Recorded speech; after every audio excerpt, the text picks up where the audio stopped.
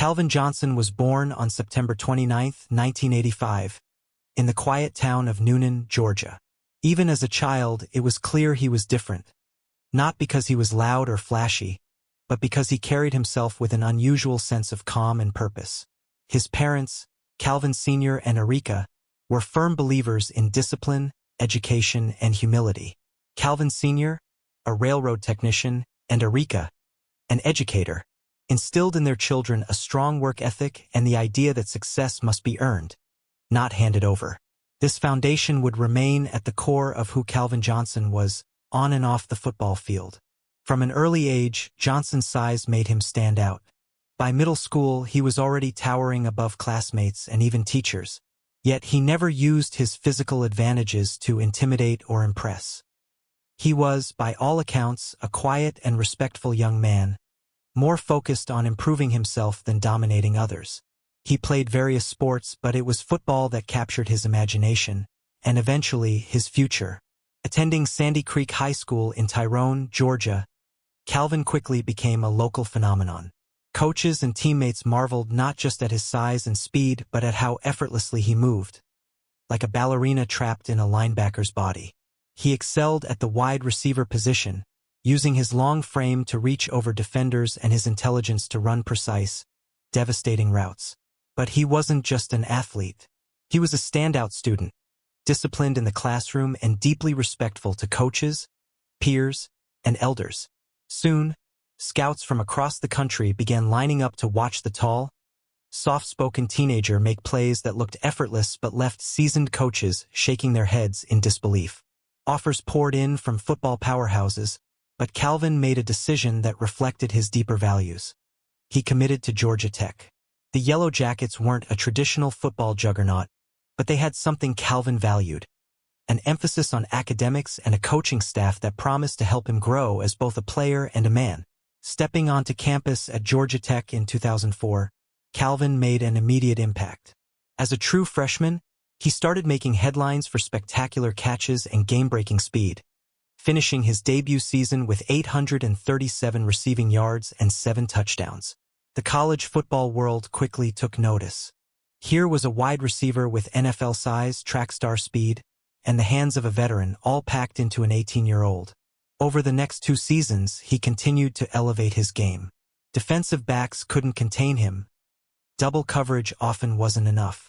He was consistent, rarely dropped passes, and had an uncanny ability to read defenses before the snap. He wasn't loud, he wasn't boastful, but he was inevitable. In 2006, his junior season, Calvin recorded 76 receptions for 1,202 yards and 15 touchdowns, securing the Fred Biletnikoff Award as the nation's top wide receiver. By the time he declared for the NFL draft, he was widely considered the most complete receiving prospect in years. At the 2007 NFL Scouting Combine, Johnson cemented his status as a generational talent.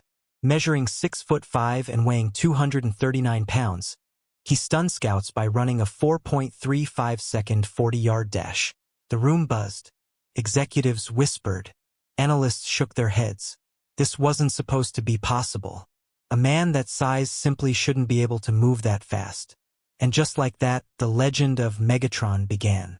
The nickname, inspired by the massive villain from the Transformers franchise, was first coined by teammate Roy Williams, and it stuck. It was perfect. Calvin Johnson was a machine on the field, mechanical in his precision, ruthless in execution, and capable of transforming an entire game with a single play. The Detroit Lions selected Calvin with the 2nd overall pick in the 2007 NFL Draft. For a franchise still reeling from years of disappointment and failed draft picks, Johnson represented hope. He wasn't just a football player, he was a potential savior. He made his debut on September 9, 2007, and caught his first professional touchdown that same day.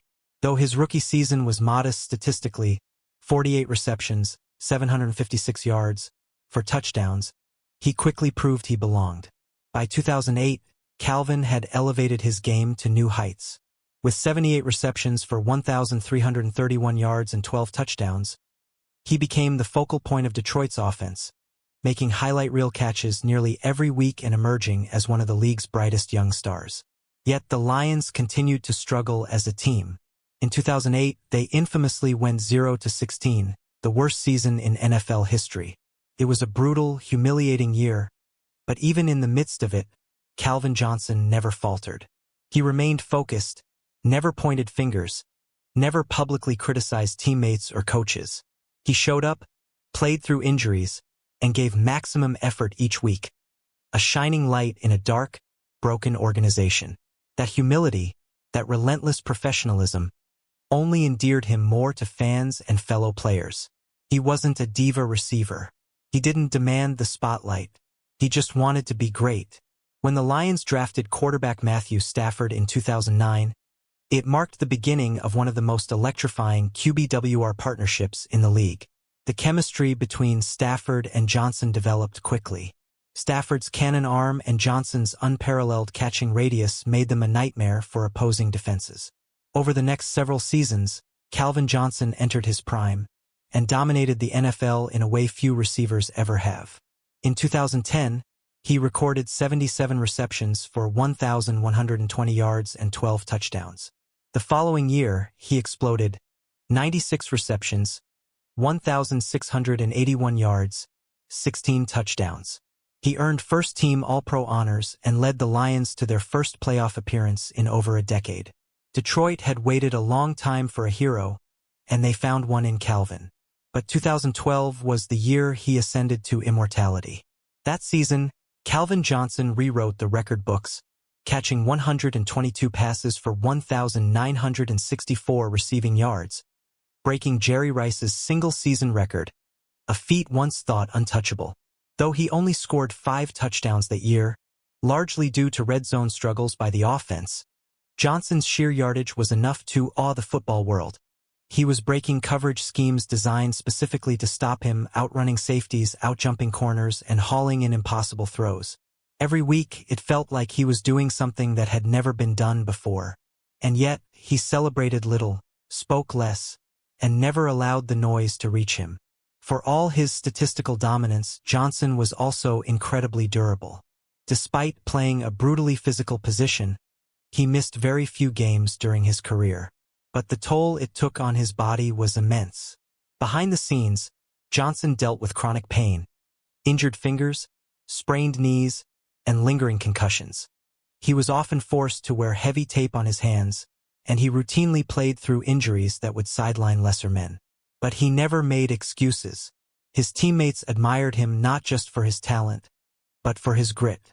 As the 2015 season came to a close, Calvin Johnson had accomplished more in 9 years than most players could dream of. He had 731 receptions, 11,619 receiving yards, 83 touchdowns, and 6 consecutive 1,000-yard seasons. He had made 6 Pro Bowls, earned 3 first-team All-Pro honors, and secured his place in history. And then he walked away. When Calvin Johnson announced his retirement on March 8, 2016, it sent shockwaves across the NFL. He was only 30 years old, still in his physical prime, and had just completed another 1,200-yard season. Fans couldn't understand it. Pundits speculated. The league was stunned. But for those closest to him, and for Calvin himself, the decision had been building for years. The pain was relentless. He had played through torn ligaments, broken fingers, a damaged ankle, and concussion symptoms that would last long after the games ended. He never wanted to be a burden to his team or a shell of himself on the field. Calvin had always given 100%, and if he couldn't do that anymore, then he wouldn't do it at all. Unlike many athletes who hang on for one more season or one last contract, Calvin Johnson walked away on his own terms, quietly and with dignity, just as he had played. But his departure wasn't as graceful behind the scenes. In a move that many fans and former players found distasteful, the Detroit Lions asked Calvin to return a portion of his signing bonus, around $1.6 million, citing contractual obligations. It was a business decision, but it felt cold and impersonal, especially given how much he had given to the franchise. The move deeply soured the relationship between Johnson and the team he had loyally represented for nearly a decade. For years afterward, he kept his distance from the organization. He didn't participate in alumni events, didn't show up for jersey retirement ceremonies, and publicly acknowledged the strain. It wasn't about money, he explained, it was about respect. He had played hurt, he had never complained, and he had given his body and mind to the team. In his eyes, the franchise had repaid that loyalty with corporate coldness. Even so, Calvin never spoke with bitterness. He wasn't built that way. He simply chose to focus on what came next. Retirement didn't mean the end for Calvin Johnson. It meant a new beginning. He had spent his entire adult life in pads, but now he had space to think, to heal, and to explore passions that had long simmered beneath the surface. One of those passions was helping others, especially athletes dealing with chronic pain and long-term health issues. Having personally experienced the toll of playing through injury and the limitations of traditional medicine, Calvin co-founded a cannabis-based wellness company called Primitive. Its goal wasn't recreational. It was therapeutic. Calvin wanted to change the conversation around pain management, mental health, and athlete recovery. He spoke openly about the risks of opioid addiction and the need for alternative solutions, especially for former players struggling in silence. Beyond business, Calvin devoted time to his foundation, the Calvin Johnson Jr. Foundation, which provides scholarships, educational resources, and mentorship for underprivileged youth. He often emphasized that football gave him a platform, but his true mission was to uplift others. Whether it was speaking at schools, funding community projects, or mentoring young athletes, Calvin remained consistent in his humility. Fame never changed him. Retirement only deepened his sense of purpose. Despite the cold departure from Detroit, the love from fans never faded. His jerseys still filled the stands. His highlights continued to circulate online. Those impossible catches, the toe-tapping sideline grabs, the plays where he leapt over 3 defenders as if gravity didn't apply. His legend only grew in absence. And when the time came, football's greatest institution came calling. In 2021, Calvin Johnson was inducted into the Pro Football Hall of Fame in his first year of eligibility, a rare and well-deserved honor. At just 35 years old, he became one of the youngest inductees in history. His speech, like everything else he had done, was elegant and honest. He spoke not only of the highs, the records, the fans, the brotherhood, but also the lows, the injuries, the mental toll, the isolation. He called for better post-career care for athletes, for greater awareness around chronic pain and brain injuries. He stood not just as a Hall of Famer, but as a bridge between the game's glorious past and its evolving future. That night, even those who had doubted or misunderstood his early retirement finally saw the full picture. Over time, the frost between Calvin and the Lions began to thaw. Conversations reopened. There was no dramatic reunion, no grand apology, but there was progress. In 2023, the franchise publicly acknowledged the need to mend the relationship, and Johnson began appearing at team functions again. While the wounds may never fully disappear, mutual respect had started to return, born not out of contract renegotiations, but out of a shared understanding of what he meant to the city and what the city still meant to him. Today, Calvin Johnson remains one of the most respected figures in the world of sports. He's not on television every week breaking down games. He's not chasing celebrity status. He doesn't need to. His name carries weight all on its own. To a new generation of receivers, he's the prototype. The perfect blend of size, speed, intelligence, and work ethic. To Detroit, he's still the greatest Lion since Barry Sanders. And to those who watched him play, he's a reminder that greatness doesn't always need to roar. Sometimes, it just moves with quiet power, speaks with calm confidence, and walks away before it fades. Calvin Johnson's career numbers are staggering. 731 receptions, 11,619 receiving yards, 83 touchdowns, and a host of records, including the single-season receiving yard mark set in 2012.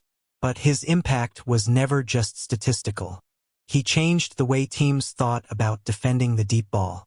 He redefined the possibilities of the wide receiver position. He showed that you could dominate a game with grace, with humility, and with purpose. And perhaps most importantly, he showed that success isn't just about how long you last, but how true you stay to yourself while you're in it. The story of Calvin Johnson is not a tragedy of what could have been. It's a triumph of knowing when enough is enough. It's the story of a man who gave everything he had, asked for nothing in return, and still left the game as one of its most iconic figures. Megatron may have shut down, but Calvin Johnson, the man, the leader, the example, continues to inspire,